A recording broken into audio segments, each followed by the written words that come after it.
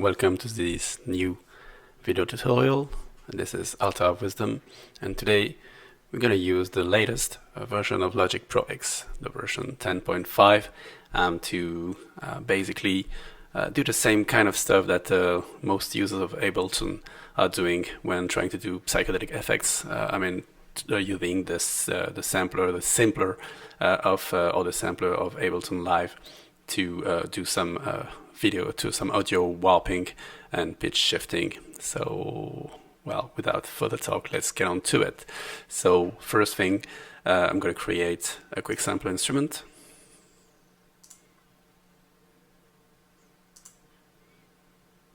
There we go. By default, it's empty.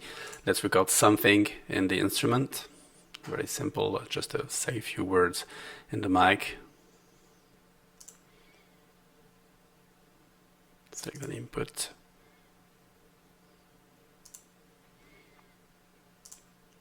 Psychedelic is the keyword. Okay, just a very short sample. Let's crop it. Let's get rid of the end. Just cropping.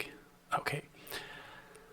So if I have my Midi keyboard here, so I can use it and just play straightforward. So the root key has been detected for whatever reason to A2. Let's change that to C2, for example. So if I play a C2, then the sample will play at really normal level, normal speed. Psychedelic is the key. Psychedelic is the keyword. Psychedelic. So if I go lower, C1, or faster, upper in the pitch, the sample is gonna be faster and upper in tone. What we're gonna do is create a loop here, classical loop, and set that to the beginning and make it as short as possible. Okay, very short. We'll see later that this is used to be able to lengthen it. What we want to do here is being able to go through that sample from the beginning to the end, using the knobs of my Midi controller, and also control the speed, control also the length of the loop that I'm playing. And finally, we'll control the pitch, the overall pitch of the sample I'm playing, of the loop I'm playing. So first thing is go to the mode matrix, where we're gonna find what we need. My Midi controller has basically a set of knobs which are by default on the Logic. This one is sending Midi controls 52, this one 53, and this one is 54. So let's just select the proper Midi control. So the 52 will basically control the position, the starting position of the loop.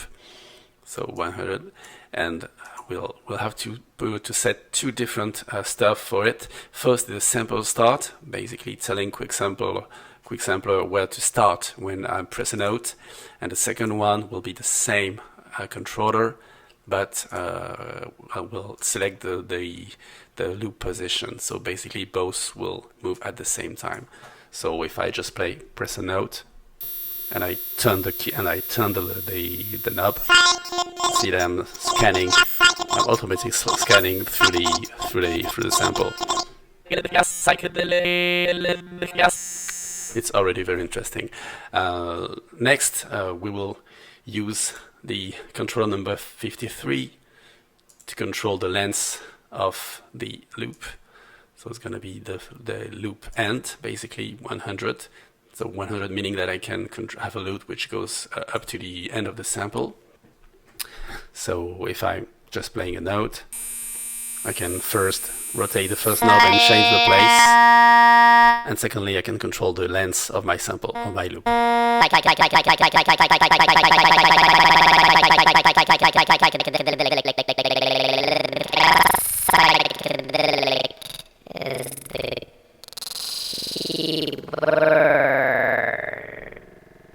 Very interesting now.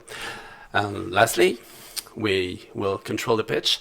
If I'm using this, I haven't made it where basically, because the coarse pitch can go from 24 semitones below and 24 semitones up. But if I'm selecting that as a modulation destination, let's try, the maximum amount is basically 1200 semitones, so I can go just 6 below and 6 above, which is not sufficient for what we want to do. I've found a workaround for that, is to use the root key of the sample and change this. Can't do that with the mod matrix, so I have to go to the MIDI mode, the mini learning. So let's create a zone, have something clean. This is for my QuickSampler. Basically, let's get on to remove that. What I want to control is that root key, so just touching it a bit, and then in run mode, so QSampler, the parameter to, I don't know, whatever, 1011, and now I can turn my 54 knob. And as you see, it's moving as I turn the knob. The only drawback here that we will sort out is if I turn the knob to the right, I'm changing the root key to go up, so basically my sample is going to go in tune in the opposite direction. Like that. It's very simple to correct that. I'll just change the multiply here in my MIDI control, MIDI mapping, put it to -1, and then boom, going in the proper direction.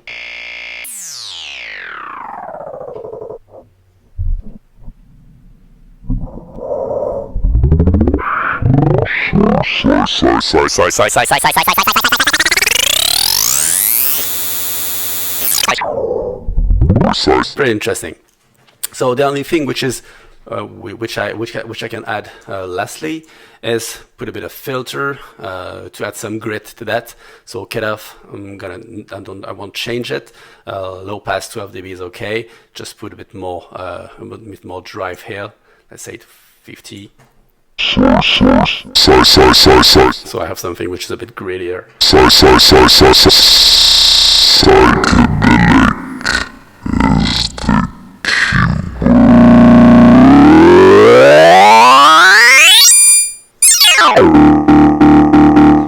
If my loop is very short, then I'm starting to hear pitch corresponding to the length of that loop, because basically it's creating a periodic sample which has a tune. So if I would mathematically be able to measure which pitch it is, but we won't do that for today. Just we can just try it.